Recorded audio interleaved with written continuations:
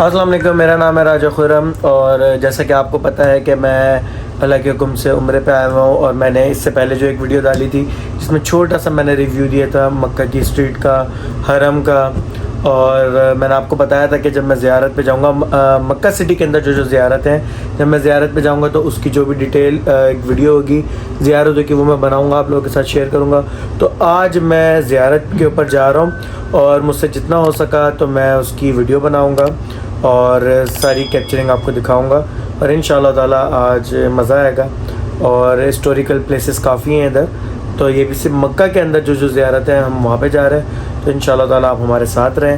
I hope آپ کو مزہ آئے گا، آپ بس ساتھ رہیں اور زیارتیں میرے ساتھ ساتھ آپ سب بھی زیارت کریں۔ تھینک یو جی۔ تو ابھی ہم جا رہے ہیں، یہیں سے ہماری گاڑی ہمیں جو ہے پک کرے گی، اور بس ابھی دیکھ رہے ہیں، اپنی گاڑی ڈھونڈ رہے ہیں کدھر ہے گاڑی۔ جی دوستو، تو ہماری گاڑی آ گئی ہے۔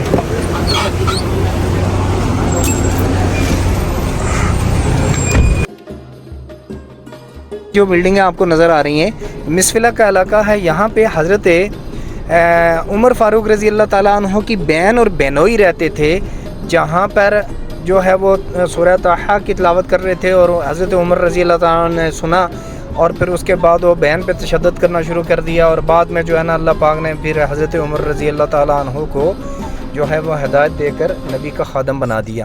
تو جس راستے سے ابھی ہم گزر رہے ہیں، یہ والا راستہ، یہ شارع ابراہیم خلیل ہے، ٹھیک ہے۔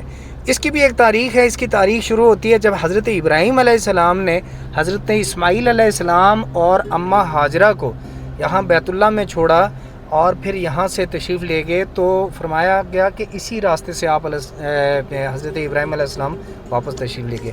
شارع ہجرہ وہ الٹے ہاتھ کی طرف وہاں سے جا کے وہ جڑتی ہے، آگے جا کے لگتی ہے، میں آگے آپ کو دکھاؤں گا۔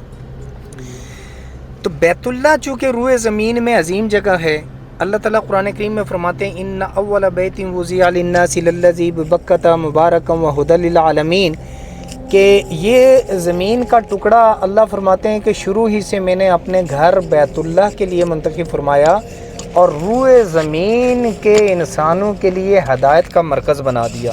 تو بیت اللہ جو ہے وہ ہدایت کا مرکز ہے، اور بیت اللہ وہ عظیم جگہ ہے کہ جہاں پہ روئے زمین سے لاکھوں لوگ، کروڑوں لوگ چلتے ہوئے آتے ہیں، اور ایسے آ کے بیت اللہ کے ساتھ چپکتے ہیں جیسے شہد کی مکھیاں چھتے کے ساتھ۔ اب بیت اللہ کے تھوڑے سے میں فضائل آپ کو بتاؤں جب تک دوسری زیارت آتی۔ تو بیت اللہ وہ عظیم جگہ ہے جہاں پر ہر وقت 120 رحمتیں نازل ہو رہی ہوتی ہیں، 60 رحمتیں طواف والوں کے لیے، 40 ذکر اذکار والوں کے لیے، 20 جو کچھ بھی نہیں کر رہے بیٹھ کے بیت اللہ کو دیکھ رہے ہوتے ہیں ان پر نازل ہو رہی ہوتی ہیں۔ اور بیت اللہ وہ عظیم جگہ ہے جہاں پر اللہ تعالیٰ نے جنت کی نشانیاں رکھی ہیں۔ یہ تینوں نشانیاں جنت کی بیت اللہ کے اندر موجود ہیں، 2 جنت کے یاقوت اور 1 جنت کے چشمے کا پانی۔ جنت کے یاقوت میں سے تو ایک حجر اسود ہے اور ایک مقام ابراہیم ہے، یہ دونوں پتھر جنتی پتھر کہا گیا ان کو۔ اور تیسری جنت کی نشانی زمزم کا پانی، جو کہ 5000 سال پہلے اماں ہاجرہ اور اسماعیل علیہ السلام کو جب یہاں پہ چھوڑا حضرت ابراہیم علیہ السلام نے، اس وقت یہ پانی اللہ تعالیٰ نے یہاں پہ جو ہے نا چشمہ پھوٹا، اس کی بھی ایک تاریخ ہے۔ تو حجر اسود وہ پتھر ہے کہ جس کے لیے نبی علیہ الصلوۃ والسلام کا پاک ارشاد ہے، اللہ کے نبی صلی اللہ علیہ وآلہ وسلم نے فرمایا کہ حجر اسود قیامت کے دن اس کی 2 آنکھیں اور 1 زبان ہوگی، اور اپنے سامنے آنے والے ایمان والے کی کام ابراہیم وہ پتھر ہے۔ جب بیت اللہ کی تعمیرات ہوئی اور دیواریں بڑی ہو گئی تھی، ہاتھ نہیں پہنچتا تھا، تب اللہ تعالیٰ نے اس پتھر کو حضرت ابراہیم علیہ السلام کے ساتھ لیے مسخر کر دیا، اور یہ اس پہ اوپر کھڑے ہو کے انہوں نے بیت اللہ کی تعمیرات کی، اور وہ جس طرف چاہتے تھے یہ اس طرف مڑتا تھا، جتنا چاہتے تھے اتنا اونچا ہوتا تھا۔ آج بھی اس کے اوپر حضرت ابراہیم علیہ السلام کے قدموں کے نشانات موجود ہیں۔ یہ والے جو پہاڑ ہیں، ہاں، یہ ساری جگہ یہ اوریجنل وہی کے پہاڑ ہیں، لیکن اب جو ہے نا مکے کے پہاڑ نہیں کو کہتے ہیں۔ اور ہاں، ابھی آگے چل کے میں آپ کو ایک جگہ دکھاتا ہوں جس کو کھدائی کہتے ہیں، جہاں پہ زمزم سٹور ہوتا ہے۔ تو میں یہ عرض کر رہا تھا کہ اماں ہاجرہ اور اسماعیل علیہ السلام کو جب چھوڑ کر چلے گئے حضرت ابراہیم علیہ السلام، اور پھر پانی نہیں تھا، تو حضرت ابراہیم علیہ السلام پیاس سے تڑپ اٹھے۔ اماں ہاجرہ پانی کی تلاش میں کبھی صفا گیا جاتی ہیں، کبھی مروہ جاتی ہیں، اور جب وہ بہت شدت سے تڑپ اٹھے، ایڑیاں رگڑنی شروع کر دی، تب اللہ نے جبرائیل امین کو حکم دیا، جبرائیل امین نے آ کے پر مارا، وہاں سے پانی پھوٹا، अम्मा हाजरा ने कंकरियाँ लगाई और साथ फरमाया जम जम जम जम। आज तक वो पानी जारी और सारी है। अल्लाह ताला ने इतना जमजम में जो है वो रखा हुआ है असर कि उसके शिफा वाला पानी है। ये देखें सीधे हाथ की तरफ इस मस्जिद के पीछे यहाँ भी कुएँ हैं, जमजम स्टोर होने के, हाँ यहाँ स्टोर किया जाता है। और ये आगे पूरा प्लांट लगा हुआ है। यहाँ पे मैं आगे चल के आपको दिखाता हूँ। ये जो पहाड़ी है, ये पहाड़ी नज़र आ रही है, इस पहाड़ी, हाँ वो पहाड़ी, वो वाली, उस पहाड़ी के ऊपर से इस तरफ से थोड़ा सा वहाँ से पाइपलाइन नीचे आती है। नीचे जो है ना बड़े बड़े अंडरग्राउंड ज़मीन में कुएँ बने हुए हैं। ये पाइप के ज़रिए आ रहा है, आ तो बैतुल्ला से रहा है। ठीक है, आगे चले मैं आपको दिखा। आगे जो है ना सीधे हाथ की तरफ वो दरख्त आपको नज़र आ रहे होंगे, ये वाले दरख्त, हाँ जी ये दरख्त। इन दरख्तों के पीछे यहाँ पर वो देखें, यहाँ पे पीछे इन दरख्तों के पीछे यहाँ पे जो है ना ये प्लांट लगाया गया है।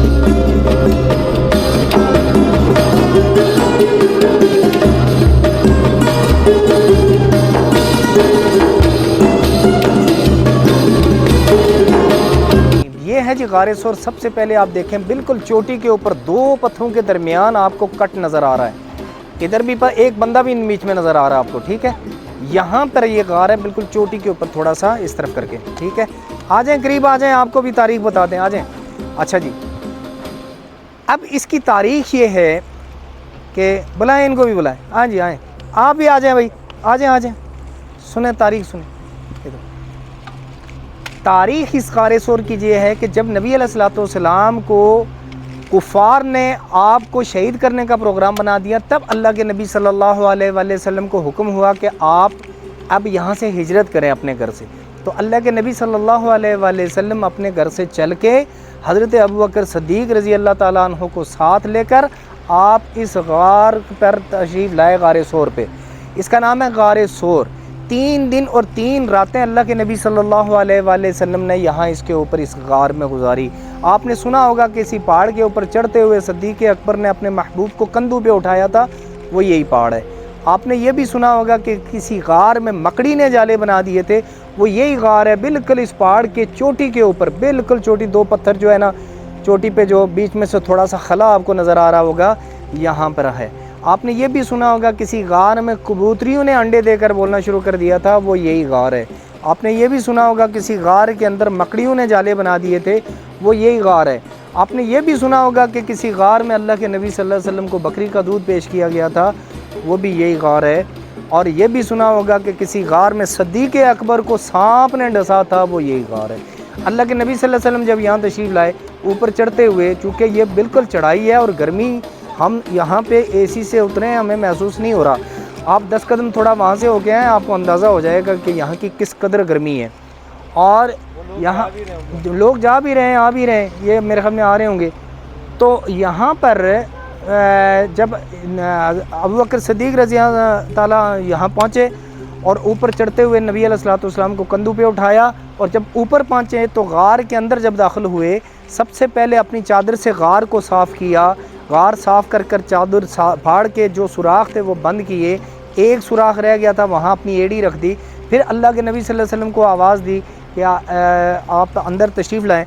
नबी अलैहिस्सलाम अंदर तशरीफ़ लाए और फरमाने लगे सिद्दीक़ अकबर के मेरे महबूब, आप चूँकि चढ़ाई चढ़ के आए हैं, आप थक गए होंगे, आप मेरी रान पे ही, मेरी गोद में ही अपना सर मुबारक रख के थोड़ा आराम कर लें। अल्लाह के नबी आराम फरमाने लगे तो जहाँ पे एक एड़ी रखी थी वहाँ कोई सांप आया या कोई जहरीली कोई चीज़ आई और आके उसने हज़रत अबू बकर सिद्दीक़ रज़ी अल्लाह तआला अन्हु को ढसा, और आप बिल्कुल नहीं हिले, इसलिए कि मेरे महबूब के आराम में खलल ना आए। लेकिन ज़हर का असर ऐसा था कि आँखों में से आंसू बहने शुरू हो गए। आंसू नबी अलैहिस्सलाम के रुखसार मुबारक पर गिरे, आपकी आँख खुली और सिद्दीक़ अकबर से पूछा कि मेरे सिद्दीक़ क्यों रो रहे हो? सिद्दीक़ अकबर फरमाने लगे कि अल्लाह के नबी मैं इसलिए नहीं रो रहा हूँ कि मुझे कोई खौफ ख़तरा है, बस ये है कि मुझे किसी चीज़ ने डस दिया।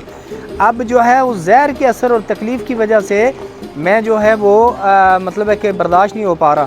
तो अल्लाह के नबी सल्लल्लाहु अलैहि वसल्लम ने अपनी लुआब मुबारक लगाई ज़ख़म पर, तो उसी वक्त ज़हर का असर भी ख़त्म हो गया और ज़ख़म भी ठीक हो गया, वो ये गार है। फिर बाद में सिद्दीक़ अकबर फरमाते कुफ़ार पीछा करते करते यहाँ आ गए, ढूंढते ढूंढाते ऊपर आ गए, और जब ऊपर पहुँचे قریب پہنچ کے صدیق اکبر فرماتے ہیں کہ کفار کے قدموں کی آہٹ بھی مجھے محسوس ہونی شروع ہو گئی، اور پھر اللہ کے نبی سے فرمایا کہ یا رسول اللہ صلی اللہ علیہ وسلم اب یہ ہمارے بہت قریب آ گئے ہیں، کیونکہ مجھے ان کے قدم بھی دکھنے شروع ہو گئے اور آہٹ بھی محسوس ہونی شروع ہو گئی۔ تو اللہ کے نبی صلی اللہ علیہ وسلم نے فرمایا قرآن کی آیتیں، لا تحزن ان اللہ معانا، میرے صدیق فکر نہ کرو، اللہ ہمارے ساتھ ہے۔ بس یہ کہنا تھا کہ اللہ تعالیٰ نے حکم دے دیا مکڑی کو اور اسی طرح کبوتروں کو، یہ دیکھیں کبوتر بھی آپ کے قریب ہی آ گئے، یہ ماشاءاللہ یہاں کی اس وقت کے جو ہے نا دور کے ہی ہوں گے، یا وہ تو گل گپ کے ہوں گے، لیکن آج تک کبوتر یہاں مکے میں بہت ہیں۔ تو جب یہ کہا کہ ان اللہ، یعنی اللہ ہمارے ساتھ ہے، ان اللہ معانا، لا تحزن ان اللہ معانا، اللہ ہمارے ساتھ ہے، تو بس اللہ تعالیٰ نے حکم دے دیا کبوتریوں کو اور مکڑی کو، مکڑی نے جالے بنا دیا اور کبوتری نے انڈے دے کے بولنا شروع کر دیا۔ اور جب کفار آئے قریب، دیکھا کبوتر بھی ہیں اور مکڑیاں بھی ہیں، وہ تو کہنے لگے کہ بھائی یہاں آئے ہوتے تو یہ نہ تو جالا ہوتا نہ وہ کبوتر ہوتے۔ اسی طرح سے وہ کفار کہنے لگے بھائی یہاں نہیں آئے، تو وہ کفار یہاں سے چلے گئے۔ نبی علیہ الصلوۃ والسلام اور ابوبکر صدیق رضی اللہ تعالیٰ عنہ 3 دن اور 3 راتیں اس غار میں رہے، ٹھیک ہے، اور 3 دن کے بعد حضرت ابوبکر صدیق رضی اللہ تعالیٰ عنہ کے خادم خاص 2 سفید گھوڑیاں لے کر آئے، جس کے اوپر ایک پہ اللہ کے نبی اور ایک پہ خادم خاص اور ابوبکر صدیق رضی اللہ تعالیٰ عنہ بیٹھ کر یہاں سے مدینہ منورہ تشریف لے گئے۔ باقی زندگی مدینہ منورہ میں گزاری۔ نبی علیہ الصلوۃ والسلام پیدا مکہ مکرمہ میں ہوئے اور زندگی ساری باقی کہاں گزاری؟ مدینہ منورہ میں، آباد مدینہ منورہ میں ہوئے۔ اور مکہ المکرمہ میں حضرت ابراہیم علیہ السلام کی یہاں دعائیں ہیں، اور اللہ کے نبی کی تو ویسے بھی ہیں ہی ہیں، لیکن مدینہ المنورہ میں اللہ کے نبی کی دعائیں ہیں۔ یہاں کے لیے دعائیں فرمائی ہیں ابراہیم علیہ السلام نے کہ یا اللہ اس جگہ کو امن کا گہوارہ بنا، اس میں اپنی نعمتیں برسا، دنیا جہاں کی نعمت آپ کو صرف مکہ المکرمہ میں ملے گی، پوری دنیا میں ایسی نعمتیں نہیں ملے گی۔ آپ اگر پاکستان میں دیکھیں ساری دنیا کی نعمت نہیں ملے گی، اور آپ کسی امریکہ میں جائیں اتنا بڑا، وہاں ساری دنیا کی نعمت نہیں ملے گی، لیکن مکہ المکرمہ ایک ایسی جگہ ہے کہ پوری دنیا کی نعمت ہے، پوری دنیا سے لوگ آتے ہیں اور نعمتیں یہاں موجود ہیں، کھانے یہاں موجود ہیں، کپڑے یہاں موجود ہیں، یعنی پانی دنیا کا اعلیٰ پانی یہاں پہ ہے، زمزم کا، جس کو جنت کا پانی کہا گیا۔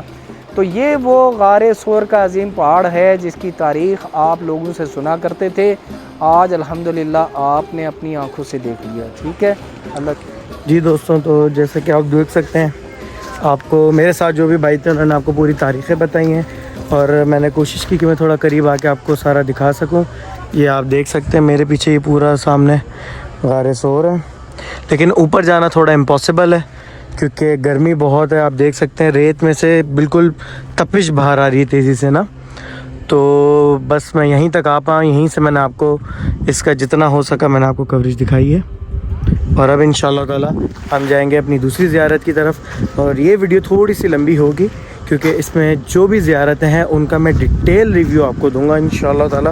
کوشش کروں گا کہ زیادہ سے زیادہ میں آپ کو زیارتوں کا خود بھی وزٹ کروں، خود زیارت کروں، اور میں آپ کو بھی زیارت کرواؤں۔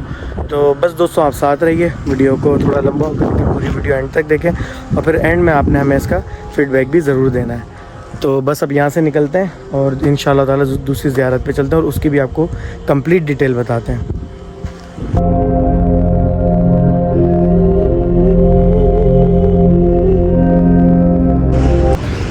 جی دوستو، تو ہم لوگ میدان عرفات کی طرف سے ہوتے ہوئے جبل رحمت کی طرف آ گئے۔ یہ بھی ایک ایسا پہاڑ ہے جہاں پہ ہمارے پیارے نبی حضرت محمد صلی اللہ علیہ وسلم نے بیٹھ کے کوئی 5 سے 6 گھنٹے جو ہے دعا کی تھی۔ تو یہ بھی ایک ہسٹوریکل پلیس ہے، تو ادھر ابھی ہم آ گئے ہیں، اور باقی اس جگہ کی جو بھی پوری تاریخ ہے وہ بھی انشاءاللہ تعالی ہم آپ کو اوپر جا کے ہی بتائیں گے۔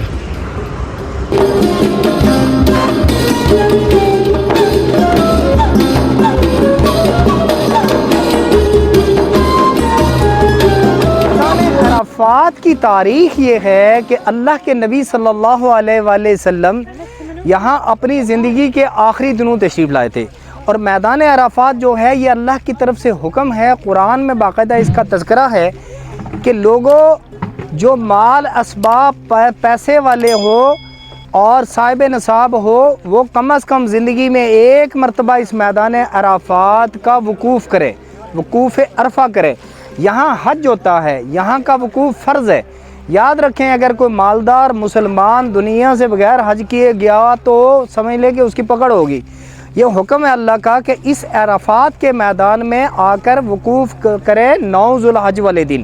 9 ذو الحج والے دن یہاں لوگ آتے ہیں اور سارا دن اللہ سے مانگ رہے ہوتے ہیں۔ یہاں 2 نمازیں پڑھی جاتی ہیں، ظہر اور عصر کی۔ ظہر اور عصر کی نماز یہاں پڑھتے ہیں، فرض نمازیں، اور پھر یہاں سے مغرب کو جب اذان ہوتی ہے بغیر نماز پڑھے ہوئے یہاں سے مزدلفہ چلے جاتے ہیں۔ حج کا جو اہم رکن ہے وہ فرائض میں سے وہ رکن یہاں پورا کیا جاتا ہے کہ وقوف عرفہ فرض ہے، وہ فرض 9 ذو الحج کو یہاں آ کے حاجی صاحبان پورے کرتے ہیں۔ اور اس کی تاریخ یہ بھی ہے کہ اللہ کے نبی صلی اللہ علیہ وآلہ وسلم جب یہاں تشریف لائے تھے اپنی زندگی کے آخری دنوں حجۃ الوداع کے موقع پہ آپ علیہ الصلوۃ والسلام یہاں تشریف لائے تھے اور اپنی کسوہ اونٹنی پہ بیٹھ کر 1 لاکھ صحابہ آپ کے ساتھ تھے جن کے ساتھ آپ نے حج کیا اور بہت سارے ارشادات فرمائے، بہت سارے پیغامات دیے۔